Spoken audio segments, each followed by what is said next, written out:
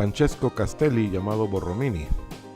Nacido en Suiza, en el cantón Ticino, al sur de Suiza, de habla italiana, en 1599 pasó su adolescencia en la ciudad de Milán, donde aprendió a trabajar la piedra y la madera, es decir, se formó como cantero y carpintero.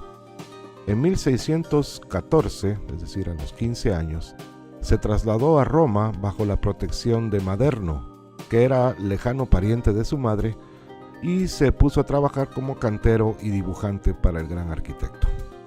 Junto a Maderno, Miguel Ángel será el arquitecto que más influencia ejerza sobre Borromini, quien estudió la arquitectura y las obras de Miguel Ángel para aprender su propio oficio de arquitecto.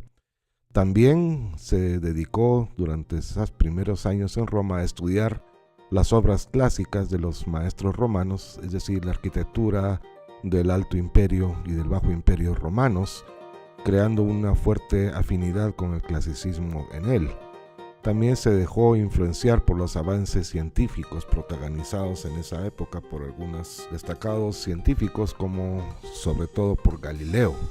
Habiendo iniciado su andadura entonces junto a Maderno en Roma, en 1624 Borromini es contratado como auxiliar de Bernini en la construcción del baldaquino en la Basílica de San Pedro. Esta relación habría de prolongarse aún tras la muerte de Maderno en 1629, sucedido por Bernini al frente de las obras vaticanas. En 1632, después de haberse separado como auxiliar de Bernini, Borromini se separa no solo de las obras vaticanas, sino que recibe su primer encargo de cierta envergadura, el convento llamado de San Carlo alle Quattro Fontane, o San Carlos de las Cuatro Fuentes, del cual presentamos una foto de la iglesia aquí. La obra comenzó en 1634 con la construcción del pequeño convento, un convento de reducidas dimensiones en un pequeño solar de Roma.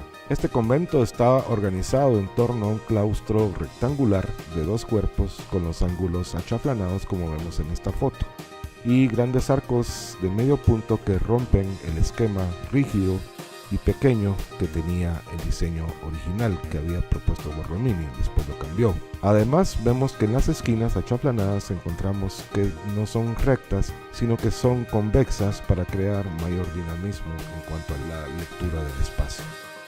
Debido a la estrechez del solar urbano, el claustro está flanqueado por 2 crujías nada más, y por el otro lado por la iglesia, constituyendo una masa compacta que contrasta con el jardín posterior, que es de más grandes dimensiones.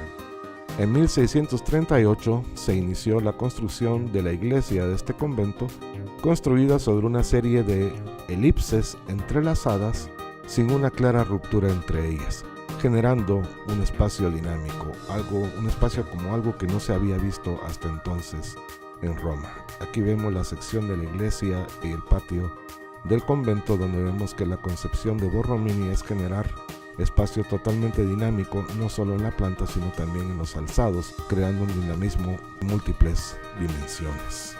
La serie de elipses que están constituida la iglesia sirven de soporte para la bóveda o cúpula más bien principal, que es también elipsoidal y provista de casetones dinámicos de formas hexagonales y otras más combinadas.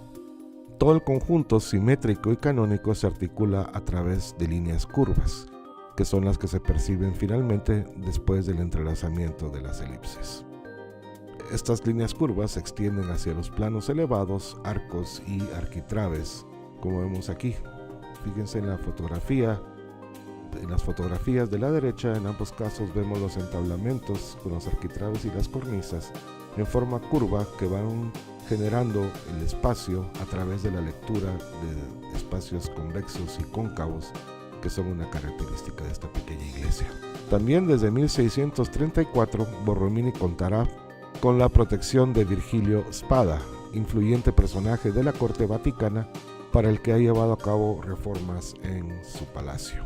La principal de ellas es el pasillo que une los 2 grandes sectores del palacio de Virgilio Spada en Roma, donde el efecto de perspectiva es agudizado por una planta trapezoidal.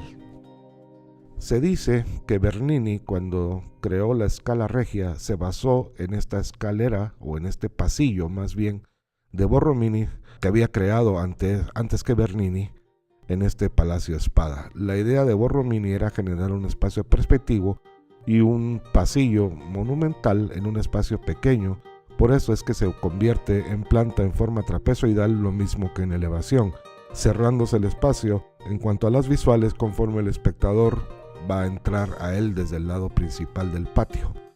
Borromini entonces utilizó la deformación de la perspectiva para hacer parecer el pasillo más largo y monumental. Esta misma solución, como dijimos antes, será copiada un poco más tarde por Bernini para la Scala Regia del Vaticano.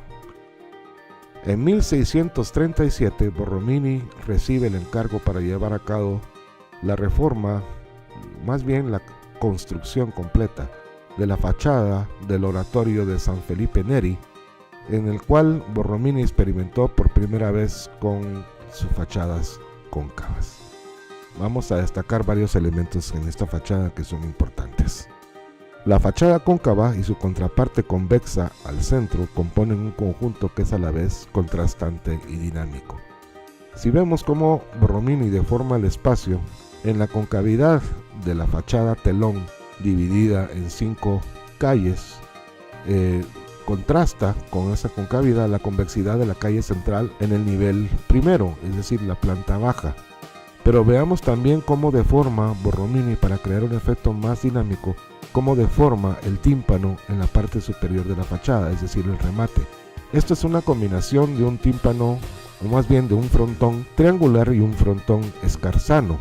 Pero no solo están combinados los dos tipos de frontones, sino que además en planta se desarrollan en forma curva, es decir, creando un dinamismo total en cuanto a la concepción de este elemento clasicista. Para rematar ambos lados de la fachada, Bernini creó 2 pequeños aletones con volutas que ligan al primer cuerpo, la fachada del segundo cuerpo y el remate. En 1642, Borromini inició la construcción de uno de sus proyectos más famosos, la pequeña iglesia de San Ivo, que era la capilla de la Universidad de la Sapienza en Roma. Ubicada al final de un gran patio rectangular, es una pequeña iglesia no de muy grandes dimensiones, donde vuelve a utilizar la fachada cóncava como elemento de entrada principal. San Ivo de la Sapienza en planta se trata de 2 triángulos, o más bien su concepción geométrica es de 2 triángulos equiláteros entrelazados, generando una estrella de 6 picos que fija todos los puntos importantes del espacio interno de la pequeña iglesia, con 6 salientes. A partir de esta planta hexagonal y estrellada crece toda la estructura hasta cubrirse con una cúpula que es multiforme, es decir, sigue exactamente el trazado que venía desde el cuerpo inferior.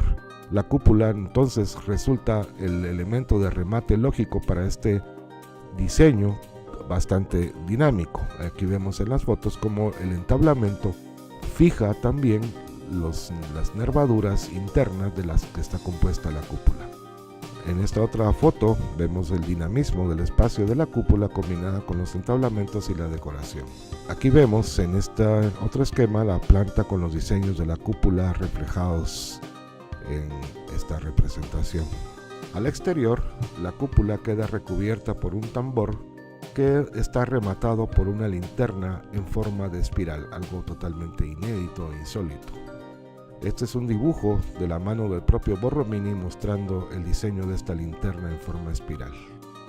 Diseño dinámico por naturaleza. En estas láminas podemos ver el estudio gráfico de la geometría de San Ivo de la Sapienza que empleó Borromini para crear este espacio complejo y dinámico. También las proporciones que empleó, basadas generalmente en el hexágono, y sus propiedades geométricas en relación a distintos sistemas de proporciones con rectángulos dinámicos. En 1644 muere el Papa Urbano VIII y el nuevo Papa Inocencio X nombra a Borromini arquitecto jefe de las obras vaticanas en detrimento de Bernini, que había ocupado ese cargo hasta ese momento. Los encargos entonces se multiplican para Borromini: la restauración de San Juan de Letrán, la fachada de la iglesia de Santa Inés, la ampliación del Colegio para la Propaganda de la Fe, etc. Santa Inés es una de las principales iglesias de la ciudad de Roma. Arrancaron las obras en 1653 siguiendo el sistema de la fachada curva también. Hay que decir que esta iglesia está ubicada en la Plaza Navona, que había sido un diseño de Bernini, una plaza de forma oval. Entonces se enfrenta directamente con las fuentes de Bernini en este contexto.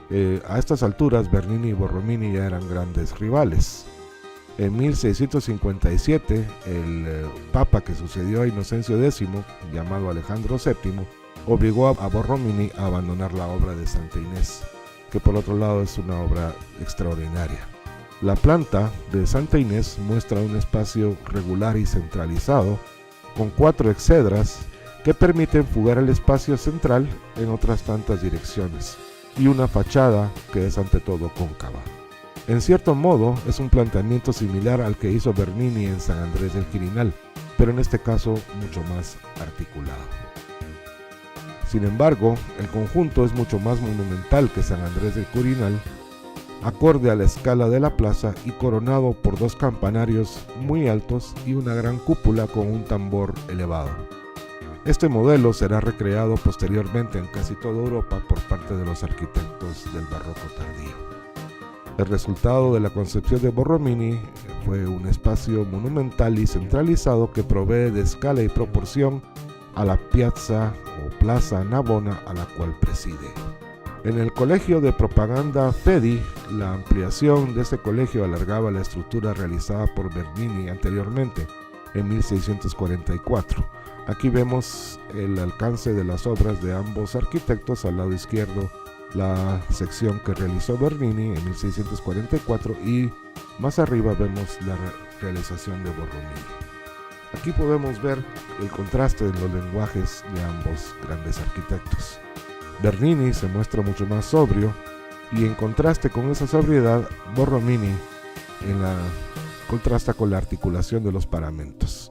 Es decir, Borromini se muestra mucho más, dijéramos, barroco, más dinámico, más dramático en cuanto a su concepción espacial, y Bernini más bien clasicista. Aquí vemos algunos de los detalles del colegio. Los últimos años de Borromini, después de que fue despedido del Vaticano, este personaje padecía lo que hoy llamaríamos un problema de depresión aguda. Hoy día lo llamarían algunos maníaco depresivo, pero el término correcto es bipolar. Entonces Bernini se sumió en la depresión. Sin embargo, en estos últimos años terminó la obra que había sido la primera que había iniciado, y terminó esta obra, que era el convento de San Carlos, creando la fachada de la iglesia de este pequeño convento, San Carlos de las Cuatro Fuentes.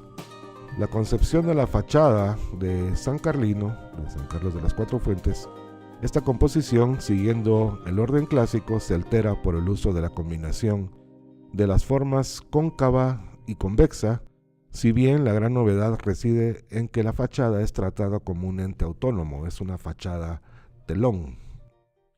Aquí vemos un esquema dibujado de la mano del propio Borromini, donde vemos el diseño de la fachada de San Carlos de las Cuatro Fuentes y cómo están trazadas las curvas que componen el cuerpo de esta fachada. Borromini coronó su trabajo con una composición, dijéramos, basada en la correspondencia de 3 ángulos iguales, conformando una entidad de carácter ondulante que identifica la máxima expresión e identidad del espacio barroco, es decir, el movimiento. Aquí tenemos una foto de esta fachada, 2 cuerpos y en 3 calles. Destaca el entablamento en la parte central curvado. Borromini murió en Roma en 1667, se suicidó en una crisis de depresión. El legado de su obra había de influir sobre todo en el norte de Italia y en los países más intransigentemente católicos, como el sur de Alemania o España. Sin embargo, sus herederos artísticos no fueron capaces de superar el atrevimiento creativo de este gran arquitecto del siglo XVII.